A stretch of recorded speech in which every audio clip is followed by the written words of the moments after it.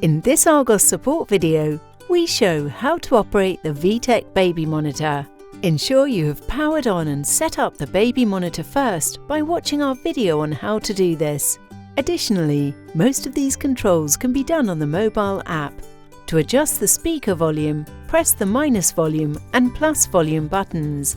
You can zoom into the video by pressing the zoom button, displayed by a magnifying glass symbol. To pan and tilt the camera, use the arrows on the parent monitor.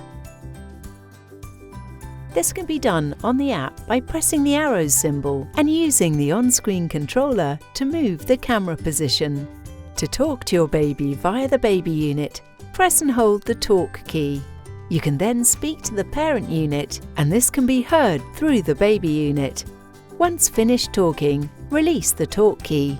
To do this on the app, press the microphone symbol and hold the microphone symbol to talk. Your VTech Baby Monitor is now ready to use.